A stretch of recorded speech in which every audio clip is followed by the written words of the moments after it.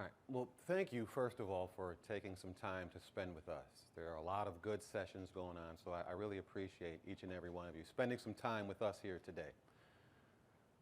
We are here to talk about a prototype program that we are offering to community colleges that we think will provide a lot of value to your community colleges. Let's hop right into it. Throughout this brief talk, I'm going to go through the who, what, when, where, and why, so hopefully by the end of this, you guys will have a strong grasp of who I am, why I am here, who CodeBoxx is, what we do, this program we have for you guys, how we can implement it, and our next steps going forward. My name is Brian Perret. I am the academic director of CodeBoxx, but like so many of us, I am so much more, right? Many of our community college students are so much more. They have come from one place and are going to another place. I didn't start as a developer.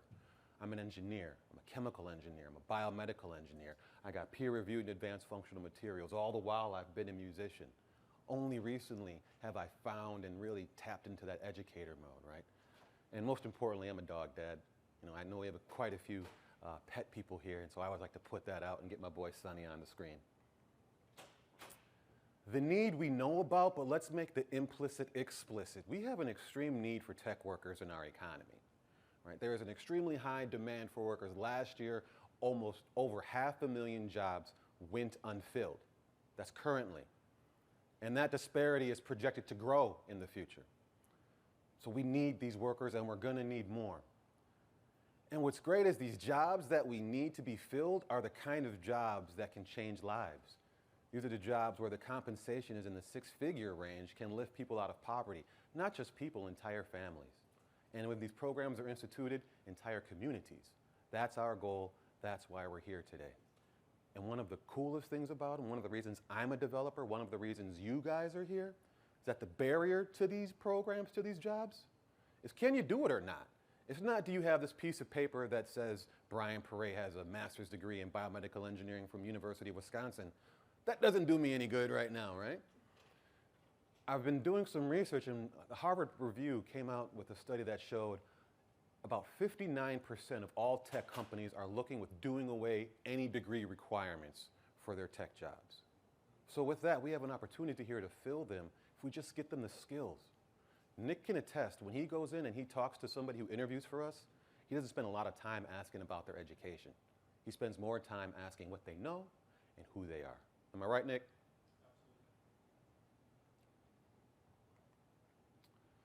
So we have these jobs that are needed. How are we getting people there these days? Because I argue we're not doing a great job at it, as evidenced by the current disparity. All right? Our institutions, our historical institutions, the four-year institutions like the University of Wisconsin, which I love so much, God bless them, but we're just not doing a good enough job teaching tech for many reasons. Big schools are big ships turn slowly. Tech is constantly evolving. I mean, ChatGPT just became famous, what, like last March? You know, a university wouldn't have time to make that turnaround to design, implement, institute a program in the time to make it useful for right now. We're already on to ChatGPT 4 point something, right? And that's not when you take into account Google Bard, Bing, all the added tools that come on. So programming that's going to help be the most beneficial to the students has to stay recent, and universities just aren't doing that. In addition, they're expensive. I see more and more people that are saddled with debt for degrees that don't necessarily help them get into tech. On the other hand, we have the boot camps, right? These boot camps, when they first started coming out, they're great. They give people these tech skills to help them get particular jobs. As time goes on, we're seeing how these fall a bit short, in part because these boot camps, they focus on technologies and not philosophies. And like we just said, these technologies are changing all the time. So no matter what certification or what boot camp you go to, if it's based on technologies, it will be obsolete by next year. All right, so keep that in mind. And unfortunately, one thing we're seeing and learning more is some of these boot camps, because they are focused in profit over community impact, they can be predatory. It's not that they mean to be. I don't believe they're mean. It's just how their businesses are sometimes incentivized. So these are the two extremes. We recognize there's a gap there. CodeBoxx hopes to fill that gap, and we're starting to make progress towards that. Let's talk about that. Who are we at CodeBoxx? Because we're not just one thing. We're this three-pillared entity. We have our CodeBoxx Development Solutions Division. This is a full development studio where we have over 35 developers internationally, mainly based in Canada, at the lead of Nick Wignall. And we offer real tech solutions for clients, from startups all the way up to enterprise level clients. Right? And what this provides us with in-house technical knowledge that stays up to date. This provides us with interactions with the communities, with the businesses, so that we know which texts, which philosophies are most relevant to them and how they define best practices. Sure, I'm an engineer, I've worked as an engineer, I have all my best practices, but they're constantly updating to reflect the times, to reflect the tools, right? So that's the solutions. Then we have the academy. I am the director of the academy. What our goal is to create, develop, implement, and assess programs to upskill, engage, and inform our students. Currently, our core offering is this full stack development curriculum. It's 16 weeks, it's highly intensive. Those who come through our program have the ability to change their lives in 4 months. That's not an exaggeration. I'm going to give you an example in a little while. And in addition to that, we have the ventures part. And I add that here because that is so core to our mission, to Nick's mission, to my mission, to Jeff's mission, right? And this ventures handles a lot of our community nonprofit work. You know, these are some of the people that help us get our appropriations from the Florida budget. This is how we manage a lot of our career source and some of the funding that comes through. In addition to some of the donor advised funds, we have this whole pillar of our company that is based on creating positive outcomes for our communities. It is at the heart, and it's why I have it set up like this, because with the technical support of solutions and the community support of ventures, we are able to create a sustainable academy that can provide good results to our students. Let's talk a little bit about how we do that. And it's all in our curriculum, it's all in how we do it. Our curriculum is student-focused, active learning. The onus of the learning is put on the students. We find that this engages students, that allows them to develop their own particular, unique skill sets within it, and kind of like developing their own voice in music, right? And our programming, it's not lecture, quiz, exam. The students come in, it's a business simulation. This is project-based. The students come in as employees, and we give them tasks that allow them to incrementally increase and develop their skill sets that we're trying to aim at, right? So you start first with web design. You see what a website is, and then you go into the back and see the code that supports that website. And then you see how that interacts with whatever server. And then you see how that interacts with the database, right? And so this whole experiential, big-eyed picture of looking at things is core to our curriculum. And like I said before, technologies go obsolete. Philosophies stay around much longer. Philosophies like iteration, assessment, documentation, communication, ingenuity, innovation. These are things that stay around much longer than, you know, JavaScript or whatever the language du jour is, right? And this emphasis on personal skills and business acumen. This is one of my favorite parts about my job so far. So when I got this role and I was given the mandate to assess our curriculums, I went out and I spoke to the industry leaders where we are. We're located in St. Pete. So I spoke to the leaders in St. Pete, Tampa, and Clearwater. I spoke to the VPs of engineering. I spoke to the directors. I spoke to my brother who had a really high role in American Express. And I asked them, what makes an employee valuable to you? What are the skills that determine success? And by the way, as I was talking to them, I went and did some research. There is no correlation between whether or not somebody has a 4-year degree and their performance in a tech job, right? So it wasn't the degree that makes them successful. As an engineer, I'm coming to it quite naive, thinking I'm going to hear something like, they need HTML, or, you know, TypeScript's going to be really big, or, you know, React is this framework that they really need to focus on in the future if they want to be successful. I was expecting to hear these type of answers, but no, what I heard more and more is, give me an independent worker. Give me somebody I can give a task to and they can go away and come back and it's done. Give me somebody who can communicate. Give me somebody who's a problem solver, not just a problem solver, but a problem identifier. Give me somebody who can Show me a small problem on Monday before it balloons to a large problem on Friday. It's all of these things that up until now we called soft skills that are so much more important that I do not like that term anymore. I prefer to talk about like your personality skills and your business acumen, right? What are the things that make you specially you, and how can you adapt that to bring value to whatever industry that you're in? That's what our curriculum focuses on. The success stories. Gabby is my favorite success story. Gabby was a tea tender at a place that I went to in St. Petersburg. I got this job and I was talking to her about all the cool stuff I'm doing at CodeBoxx. At the same time, she's super frustrated. Anybody here worked in hospitality? It is not easy. It's high pressure, it's low thanks, a lot of stress. She really wanted to change. And she was the manager at her job. She had hit the ceiling. She could go no higher. She was working hard, she was underpaid, she felt unappreciated, she felt that her life had stalled, and she was looking for something different. So she came in and she busted her butt for 4 months.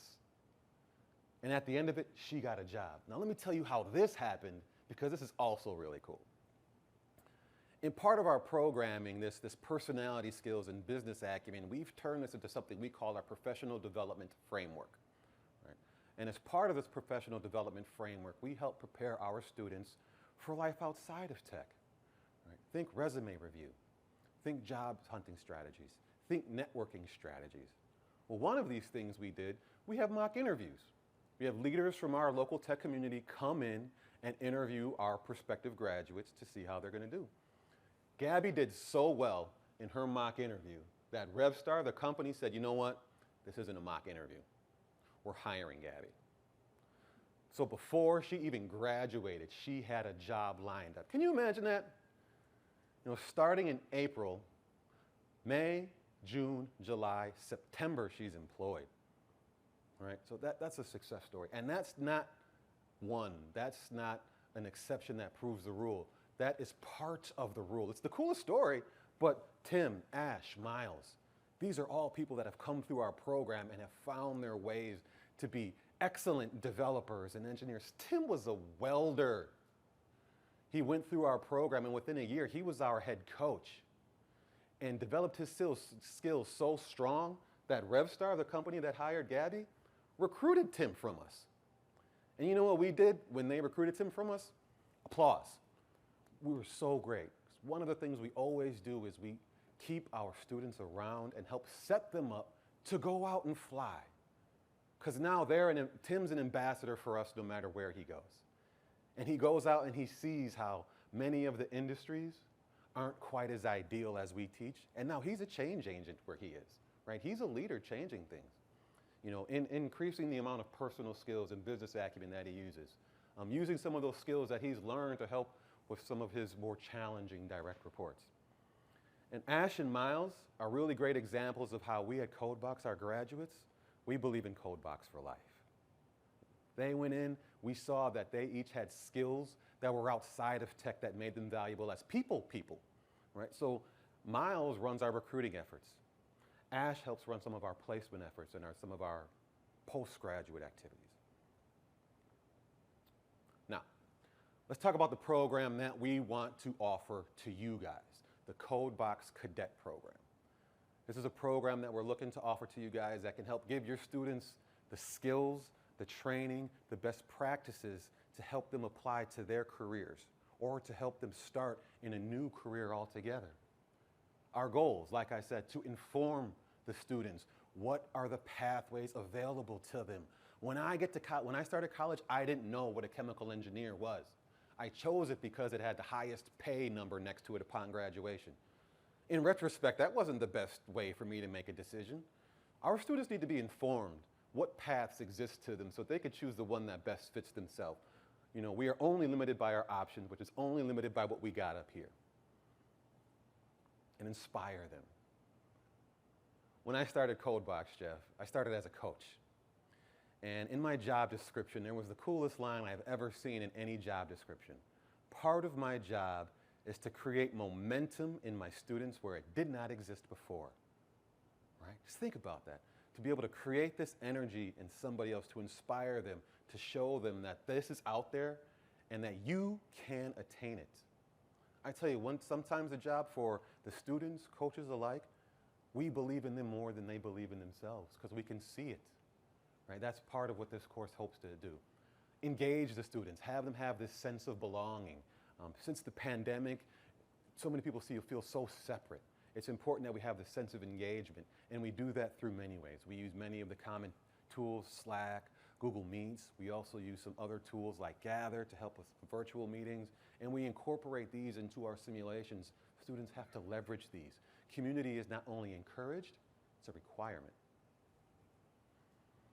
And of course, upskilling. We want to give our students the technical skills that they need in order to have these jobs. Right? I do emphasize the personal skills and the business acumen, but when it comes down to it, you can't get a tech job without the tech skills. One really important thing for us at CodeBoxx is that our programs reach everybody, especially the populations that have historically had barriers to access. And so with that, we develop our programs with that in mind. All of the software that we use, all of the formats that I use, all the frameworks, find them for free. The ones that are being offered out there. And this is a tremendous undertaking these days, especially with the AI tools, because so many of them are behind a paywall. And the ones that aren't, oftentimes are insufficient or not as good as the paywall. So how do we find a way to leverage this so that, because in real life, a student's not going to be able to pay for all these licenses when they're starting to get up and running, right? Especially if they're just learning to start a job. So it's important that they can have skills and use tools that they can use when they're outside of the program, right? And also, minimum technical literacy is required. You don't need to be a coder. You don't need to know the essence of a game. You need to have a cell phone, mouse skills, computer literacy skills. And even that, we're working on developing programs to help people that don't even have those skills yet. That's a challenge, but we're working on it. We recognize that we have a diverse student body who have diverse needs, and as such, we are offering 2 tracks to help support those 2 different needs. Let's talk about each of those tracks right now. Our entrepreneur track. Tech is everywhere. This program helps students incorporate tech into their own path. There's a quote that a wise philosopher once said, and it goes, there are 2 types of businesses.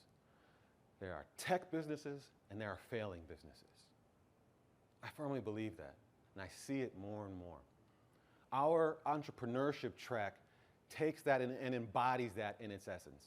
No matter what career that you're going into, tech is going to be an important part of it. We have reached a part that your technical skills are going to determine your success in this modern economy, right? Whether or not you can communicate with, leverage them, understand their essence, be able to make important business decisions off of technology is a very important skill and will continue to be an ever increasingly important skill.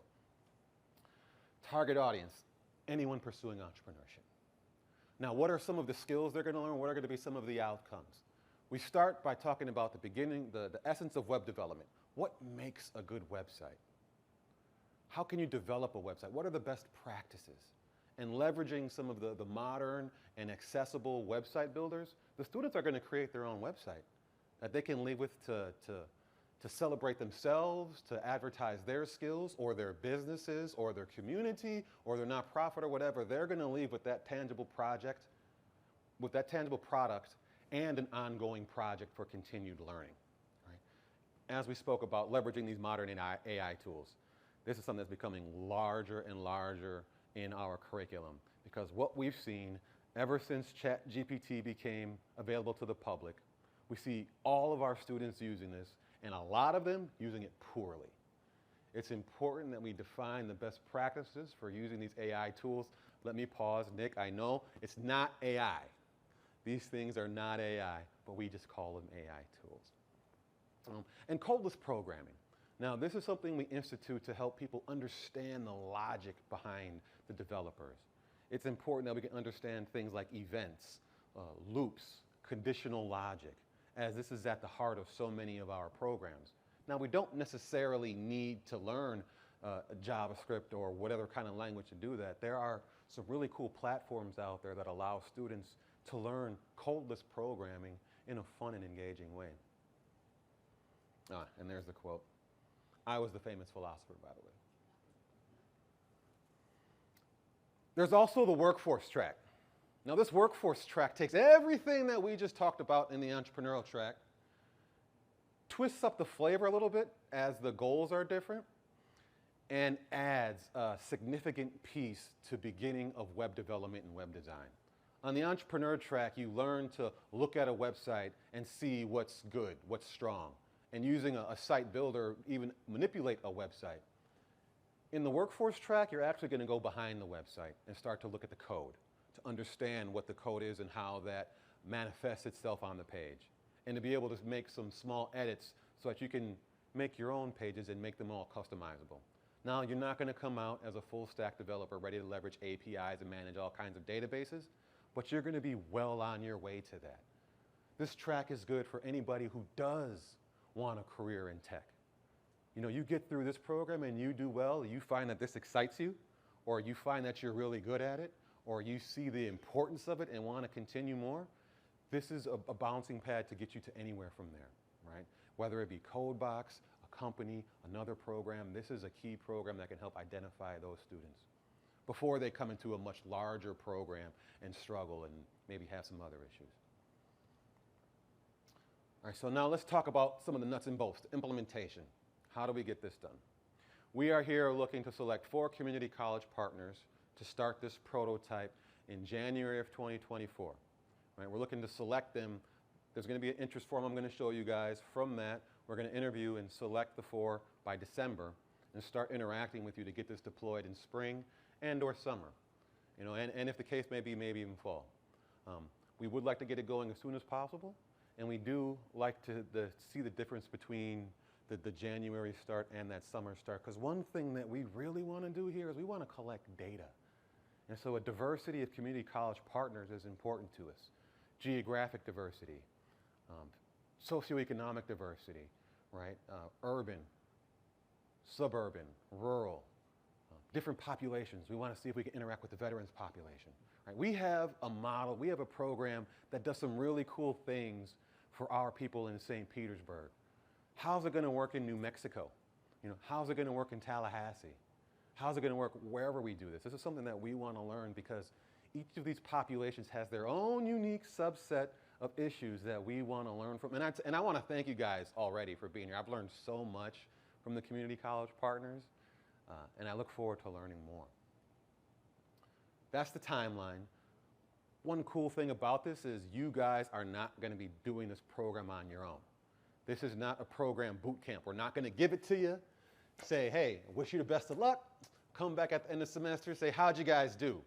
No, there's dual support structure from implementation, from design to implementation to assessment and beyond.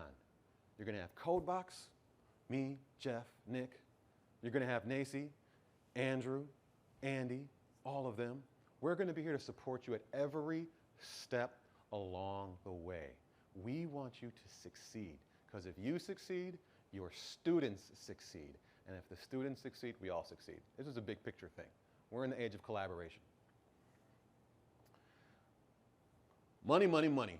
Money is super duper important, and as I've spoken to many of our potential community college partners, this is something that they all find very attractive. We're not only bringing our programming, we're not only bringing our technical expertise, we're bringing our financial resources to bear. We're offering funding packages that will offset, if not completely mitigate, the financial responsibility for our community college partners. Now that money we aim on going towards a particular hero, somebody on your campus who would champion this project, who would help with the design, would be a collaborator with CodeBoxx and NACCE, would help implement this program, help with the assessment, and be a liaison to help us integrate this program. So that's where a lot of that funding is going. And there's also money for some more of the incidentals. Again, this is a prototype. We have these buckets. We look forward with, finding out with you what's the best, most efficient way to use these resources. And I'm certain the first time through we're not going to be perfect. All right? But that talks about the next point, continued development. I've said it before, I'll say it again. Assessment, iteration. Assessment, iteration on the shortest cycle possible. Get the data, keep what you do well, do it better, jettison what you don't do, and the entire time document it So not only you can learn, but the generations that could come behind you can learn. Documentation is so essential to the development process. I go back and I look at code that I've written 1 year, 2 years ago. It doesn't make sense without documentation. And finally, the potential scalability of this project. This is another thing we're talking with community colleges has been very exciting. We have this full stack development program. We came to NACCE to develop this CodeBoxx cadet program for your community colleges. But what we're hearing more and more is that there is a need for this at the high school level, right? So we're working with our community college partners to develop curriculums for some of their high school programs that have either an advanced technical diploma requirement, right? One other cool thing that community colleges are really finding attractive about this program is that in some of the IT programs, there is an experiential learning requirement or there is an internship requirement. Because we have set this up as a business simulation, our community college partners are easily seeing how this could be a virtual internship. So like if any of you have had to manage an internship program to manage the relationships, to manage the students, getting all that up and running is a complicated and resource-intensive task. We unwittingly, unknowingly, providentially, awesomely, by a miracle, we created the virtual internship. And I think it's something that we can deploy in many of these community colleges, and it gives me a lot of excitement. I'll take a question. Yeah. You mentioned scalability. Yeah. And you also mentioned that your team is here to support the students as they engage with the platform that you have.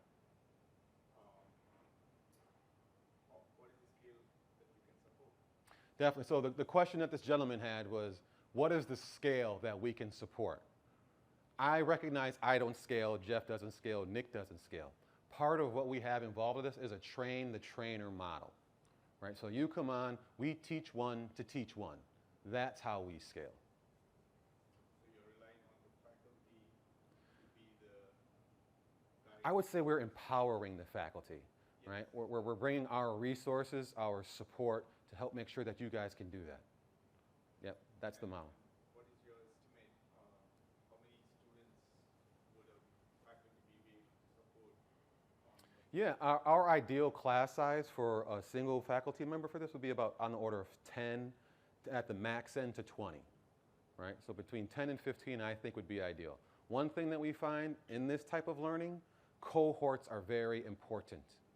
The support, the teamwork, the collaboration. As such, if it's under 4 students, under 6 students, we don't want really, that's not attractive to us. Because with 6, with non-zero attrition, we may get below 4 and then we start to lose the positive outcomes. So it's important that we have that critical mass to be around 8 to 10 students. On the other end, we recognize that once you start to get above 20 students, that's more than a single individual can manage, right? And so that's why that cap is at 20. Also knowing that there may be some non-zero attrition that brings that number down to 18, 15, whatever, right? Can I ask another one? Yeah. A different topic. This is basically, if it's going to be classroom-based, is that going to be a credit-based course that you offer for 4 months? Right, currently we are not looking at a credit-based course. So it's going to be a non-credit course. And so as you're thinking, and this is a question that we've had while at the conference, which has been interesting, is like, okay, if this is a non-credit course, how do I convince my students or my faculty to really do that, right? And that's where that experiential learning part can really come into play. Many programs that we're finding has that requirement. You have to do these courses, but you also have to get some kind of experience in the field relevant. That's where we come into play for that. Going to take up the full time of the faculty for 4 months. Say again? It will take up the full time of the faculty who's engaging with the students. So it's almost like teaching a course from this time coming. In some ways, it's almost like teaching a course. Now, I'm not familiar with what the requirements are for a community college instructor to teach a course, but for instance, the entrepreneurial track, it's roughly a 60-hour course, right? I think most of them on the con ed side of the house, the workforce development, I would not see this on the curriculum side of the house. That's just, I think on the continuing education, the workforce development, its goal And is. the workforce development, entrepreneurial mindset, and Brian, Yeah, I'm just small gonna chime in. business. Yeah, please. Yeah, Sorry, Brian. No, conversation. Let's talk. And I love this collaboration. Ryan and I and Jeff and Nick, we've been working on this partnership and this pilot program for quite a while now. Super excited to get it out there. And I think, to the point, we see a lot of value on the workforce implementation, experiential learning aspect of it. That need that these students have to get their foot into the door for a job that actually is financially lucrative for them right after completing college or the colleges they're going through. However, though, from a timing perspective, to your point of like curriculum for a faculty member, the lean that we have is we have an estimated time. Like Ryan mentioned, about 60 hours for the entrepreneur track, we have it estimated for the workforce track. Is that a true timeline, as in we need the faculty member to dedicate 60 Right. hours of their time into it? No, by no means.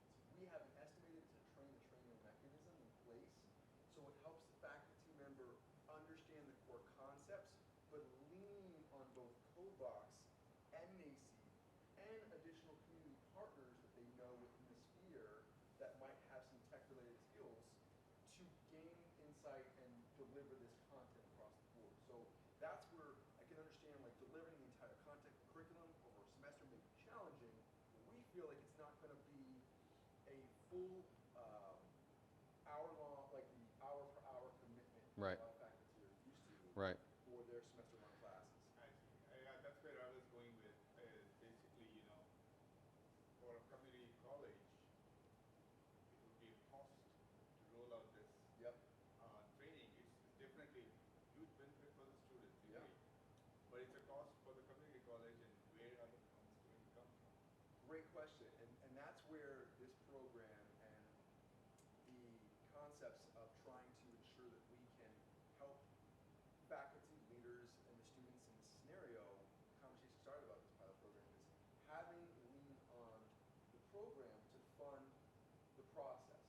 Right. So this is funded specifically through CodeBoxx Right. as the partner. So as CodeBoxx will absorb a lot of the faculty funding for the resources, for helping with community partners. We are trying to make it so that the college does have a zero out-of-pocket cost so that they can implement to their students. Is it just for the pilots that you have, or is it for ever in the future? Great question. I would say right now, because we are in the data collection from understanding what it's like on the other side of this, it is currently just in the pilot. That may continue on the scalability Yeah. phase, Definitely. but until we get that data, take it back, see the amazing feedback from the learning experiences, the stories, the case studies that we have, I think from there, once we have that, we can make further decisions. Yeah. Out the gate, funding The these colleges. commercialization plan is still in the works. Yes. Yes. Yes. Thank you. So what's the commitment of the institution, and what does that look like? The commitment of the institution, that's also something we really want to work with you with. But right now, the commitment is you identify a champion on your campus who's going to help, champion this program. Right now, that's the baseline commitment, right? There are other things that make things awesome, like an ability to have access to subject matter experts in your local communities that could come in and help drive some of this will be an ideal case scenario, but not a required one, right? And whether or not those are affiliated with the college or those are brought in, those are all things that we can really work out. Another thing that would be nice to have is a computer lab on site so that the students can have access to these. Our program is all offered through the internet, through software that they can access, right? They're not going to need a specific license that's going to cost them extra money. We're going to manage all that part for them. We have our own LMS that they'll be using. So is it like the way the program is designed, like you have week by week, what Mhm. the Yep. student is supposed to do, and it is self-paced, led by the instructor? Is that how It kind of, sort of, and thank you for asking because I think that kind of addresses some of your question. This course is not the course where the instructor lectures the material, right? This is a course where the student is given the exercises that they have to do, right? It's up to them. It's at their pace. The coach is there to assist when needed, to monitor, to make sure they're on pace, and to engage, to help them get up to pace, see where they're doing, talk about where they're struggling and where they're really succeeding. So as an instructor who would be implementing this class, they would not be expected to create, design, and do lectures, right? So that's It's more of a facilitator. more of a facilitator. Facilitate the Our people, we call them coaches, right? Who's the champion in the community college that actually is going to champion what you have to roll it out to the faculty and I think that's going to depend on each individual each case. community college Yes. has a different champion? That's Yes. right. I think as the way I would see it, the way we would see it is that once you've expressed interest and we agree that you'll be one of the pilot schools, then we would work with you directly. Brian is leading the curriculum development, but even that, because it's still in process, still has some time to be customized based on what the pilot schools pull for. So part of the input will be to help steer that. Yeah. And then secondly, designating a champion who would be the person on your community college staff or even a grad student or something. Someone who would be the coach, the person who gets trained by one of Brian's staff to be the coach. And then the third thing I would say that I think is important, and Brian touched on this, is that we in our current cohort have something like 16 students. We have coaches who are covering different hours of the week Yep. and hours of the weekend and the evenings. So as I see it, your designated leader would be supported by Brian's staff so that it's not a Exactly right. one-person job. It's we support you during the execution of the program. And of course the beauty of it is being that it's offered online. The remoteness doesn't matter. The Right. location doesn't matter. And also to your question, you guys know your campuses better than we do. Like, we come to you with this program, we want to hear, how do you think this is going to best fit in your system? You know, each community college has different leadership structures. You know, one champion role at one community college likely won't be the champion role at the other community college. So frankly, you tell us. Yes, ma'am. Is it like a SaaS-based delivery of your program, or I'm gonna does it integrate with Canva and the tools that the college uses? I'm going to let Nick answer that one. This goes a little bit into the customization, and it's really dependent on the way that you deliver curriculum to your students, right? So the answer is yes, in general, but that's not a very good answer to your question, right? And by that I mean through this program and through the partnership we've developed together, we can look at your tooling that you already have and say, okay, based on our best practices, we can leverage this one, but you may also want to leverage this one and augment one another to make them the best possible toolkit for your students, right? Because frankly, sometimes in educational or in academia in general, you may be locked down, have certain requirements that you must use this tool, right? So we are well aware of the limitations there and can work with you to support that in one way or another. So. Thank you. I was just going to speak to that we are very interested on our college campus, but I work on the non-curriculum side of the house, so I'm like free and unencumbered with all of these curriculum FTEs. Every day I'm thankful. Every day I say thank you to the faculty. So I appreciate your questions, and I understand fully where there is always a cost associated, and there has to be a deliverable, and it's very difficult on the faculty side. It is very difficult on the curriculum side, and I appreciate, God love you for doing what you do. Amen. Every day. But on the small business center side, we're charged with starting businesses, and we're charged with empowering entrepreneurs. So we kind of get like to strip away the rules, except for we are accountable as a taxpayer funded in North Carolina. We're taxpayer funded. We're accountable for impact numbers, data. Yes, So yes. I say that all to say that we started looking at this as okay, how can we skirt the faculty? How can we skirt the curriculum side? And I reached out to our student advisors. They're a team that kind of have wraparound services to ensure that our community college students are successful. Retention rates. We live in a very rural, economically distressed, generational poverty type area. And when I say rural, I mean we're really rural. Like, you can't see the end of the earth from where we live. not at the end of the oath, but you can see it. So anyway, but we're looking at it as a potential housing it as a beta test on Yeah. on the entrepreneurial side, Yes. the small business center side. We have 4 early colleges on our campus that are high school students. So Right. we're looking at our experimentation, the beta test, as a gateway to tapping into the high schools and our freshmen on the curriculum side. Once we've proven, see, look at the impact. And so we're kind of backing into it because we're entrepreneurs and that's how we roll. We're ideating. You- Exactly, ideation. So, but I think it's important that that champion, we're looking at maybe some Yeah. dual roles where I could kind of take care of the entrepreneurs and my student advisor who has an interest in technology and is looking at bringing tech to our students so that they're more immersed in it as a general education type program. So that's just to say sometimes we're blessed because we don't have to operate within that thing, but we're very excited about the opportunity. Thank you for sharing that. You know, when Ooh, you it's were a talking, lot, and I know I'm taking your time, but it's our time. But we're literally we're kind of the people that you're trying Yes. to help. And That's why I got serve. goosebumps when you were That's right, talking, man. Yeah. So we get what you're trying to do, but we also understand the limitations, and we Indeed. know that we have to have some small wins to be able to get the big moving machines to be able to shift.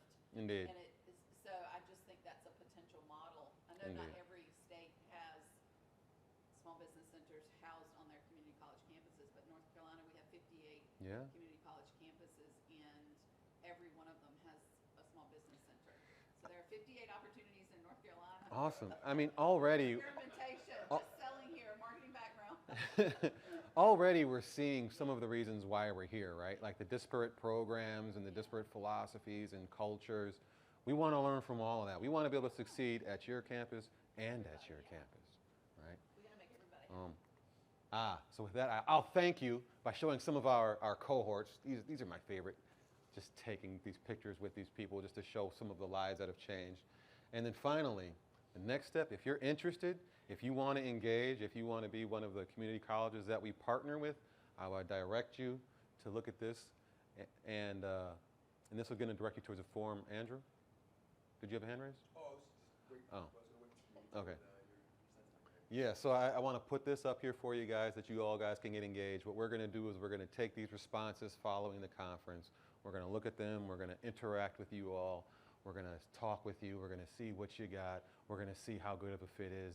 And man, I tell you, we got some hard decisions ahead of us. We got some hard decisions. You guys are, first of all, let me just say, as a tangent, it's my first time at NACCE. The energy level that is here, the commitment, the self-sacrifice, how you guys are just student-focused, focused on innovation and entrepreneurship. I applaud each and every one of you, and I'm very grateful to be here. I'll get to that. So I'll leave some space for questions here. Let's have a discussion. We've been having a discussion. No, I love this. I do want to say to Brian's point, because with the forum that we have, it's amazing to get this interaction and have these conversations with the conference. I also do very much like to reiterate, we only have capacity for 4 colleges. And so there is a little bit of a sense of urgency if you'd like to be a part of this program, to invigorate your small business center, your entrepreneurial, to even sharpen the skill sets of faculty, because this is an awesome opportunity for them to lean on someone's curriculum that might be new to them so they can build upon that at their college level. Please do so. Please scan this. Please have a conversation with Brian, with Jeff, with Nick, myself, because if this is, we get an immense amount of people that are interested in this, we have to go back to the table as a good thing and evaluate if we need to open more opportunities for colleges. But I would say right now it is a very tight 4 that we have to roll out for 2024. So just to make sure everyone does that. I open up the space for questions and comments. I would just like to add, to Brian's point, thank you all for attending. We really are tremendously excited about this, and as he said, we're just thrilled with our first conference here at NACCE. It really is just so uplifting to share the vision that we've felt from you guys. We also, just as a point of info, at the 1:05 p.m. time, the 3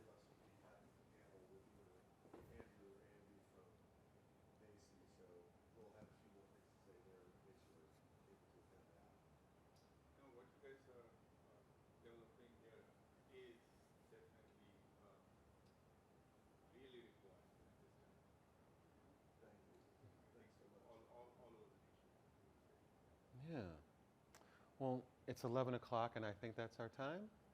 We have until 11:10 if there are. We have until 11:10. A couple of questions if there is anything. Yeah, let's have, and if there, Don't try to get out in the 6 more minutes, Brian. I'm not, hey, I got more to talk on here, right? You know, so some of you may have seen these polls that we put up in order to support our stuff, so just maybe you want to take a minute. The first one on the left is, what level of tech training would be most beneficial to your students? Right, and now this question is based off of what I call like I can't even remember the word now, but like a competency matrix, where at 0 is complete ignorance, 1 is you know what it exists, 2 is you're able to speak about it educatedly, 3 is you're able to perform some of those tasks at an entry junior level. The next level up is you'll be able to do some creation, some own original ingenuity type stuff, and at the very top is mastery, that's Nick, able to do every step along the way. And so my question is like, where do we want our students to get? Because when I'm developing a program, that's the question I ask.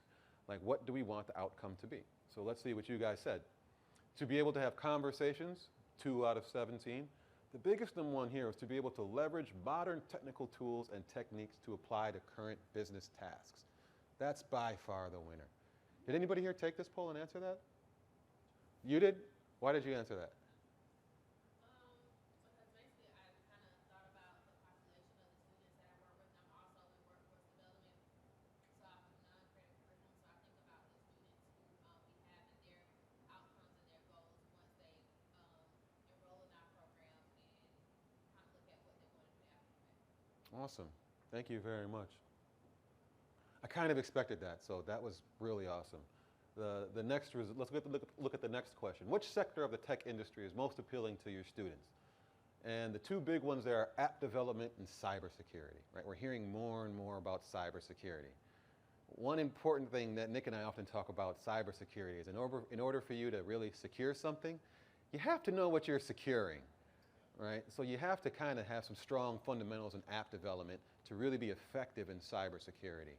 I make the comparison to math, right? Cybersecurity is calculus. App development is that algebra that you need in order to perform calculus, right? And for I was going to say, I thought, well, maybe you might get to this, but there's one on this list that I was very surprised one chose. yeah, data science. Data science. Nobody likes data. Nobody likes data. It's Nobody important. loves data. Yeah. I am a data person, but What's AI? Yeah. yeah. It's all about data, right? It's all about. That's why I didn't include AI on here, because AI and data are often the same thing. Maybe you should put data science slash AI and data. You see that we purposely. Purposely, yeah. We purposely did that because there's a misconception Mm-hmm. about AI and technology, Mm-hmm. right? Because it's realistically all about your data and the back-end data that you're presenting in a way, or your students are leveraging to get the outputs that they're looking for. So it was kind of a trick to see, like, Yeah. if people would actually Validate. see that or not. Ma'am? I also think too that even with it, again, it went back to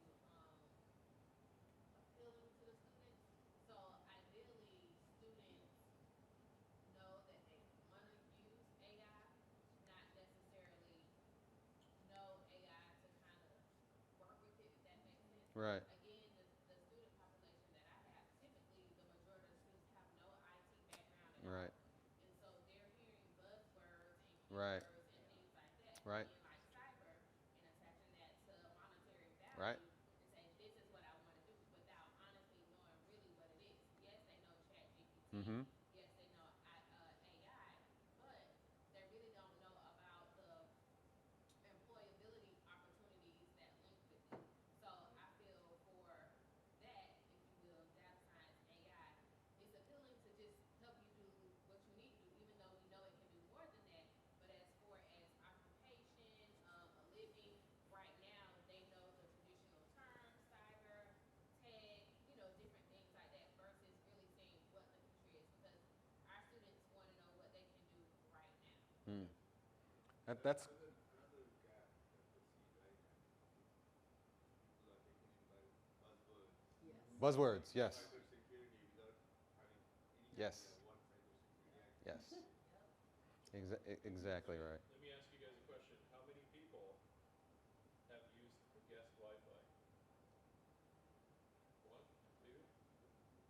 much everybody, right? Technically, from a cybersecurity standpoint, that's a very bad practice. Did you know that? If you have a VPN. Not if you have a VPN. There you go. So see, that's the kind of conversations that we like to have with our students to educate them Yes. further on this, right? So they can make educated decisions on what their future might be. Yeah.